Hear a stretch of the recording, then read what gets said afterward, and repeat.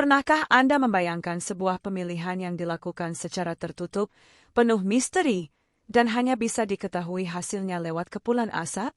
Inilah konklav, proses suci dan penuh simbol yang hanya terjadi ketika tahta Santo Petrus kosong, entah karena Paus wafat atau mengundurkan diri. Dalam tradisi Gereja Katolik Roma, saat Paus meninggal disebut sebagai tahta kosong.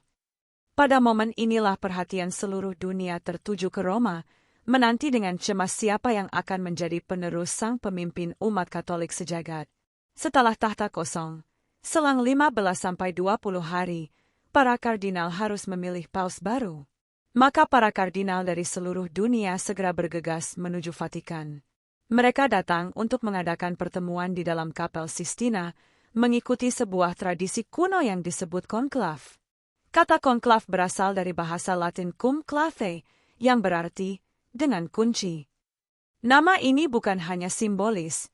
Selama proses pemilihan, para kardinal benar-benar terkunci dalam Kapel Sistina.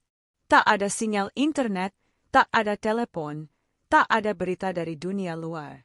Semua bentuk komunikasi tidak diperbolehkan. Bahkan Wisma Santa Marta tempat mereka menginap selama konklav, disterilkan dari segala akses teknologi komunikasi. Mengapa sangat ketat? Karena keputusan ini dianggap bukan sekadar pilihan manusia, melainkan pencarian kehendak Tuhan. Hanya kardinal berusia di bawah 80 tahun yang dapat memilih dan dipilih, dan jumlah maksimal pemilih dan dipilih adalah 120 kardinal. Setiap hari, para kardinal bisa melakukan 4 pemungutan suara, 2 di pagi hari, 2 di sore hari. Untuk terpilih, seorang kandidat harus meraih mayoritas 2/3 dari seluruh suara. Setelah setiap putaran, surat suara dibakar. Inilah saat yang paling dinanti seluruh dunia. Bila asap hitam yang keluar, maka paus belum terpilih. Sedangkan asap putih menandakan seorang paus baru telah dipilih. Ketika asap putih membumbung ke langit Roma, sorak-sorai umat pun meledak. Tapi satu hal masih dirahasiakan. Siapa yang terpilih?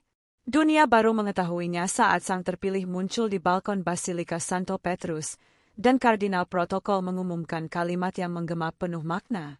Habemus papam. Kita memiliki seorang paus. Tahukah Anda bahwa konklav berawal dari kekesalan umat Roma di abad ke-13? Saat pemilihan paus berlangsung terlalu lama, mereka mengurung para kardinal dan hanya memberi mereka roti dan air sampai keputusan dibuat. Dari situ, Paus Gregorius ke-9 kemudian secara resmi menetapkan konklav sebagai metode pemilihan paus dalam Konsili Lyon tahun 1274. Kini, ratusan tahun kemudian, tradisi itu tetap hidup, bukan lagi karena paksaan, tapi karena penghormatan terhadap proses suci memilih pemimpin tertinggi Gereja Katolik. Menarik banget ya? Kalau kamu suka konten seru kayak gini, tentang sejarah, tradisi, dan hal-hal yang jarang dibahas tentang Katolik, jangan lupa buat like, share, dan subscribe ya.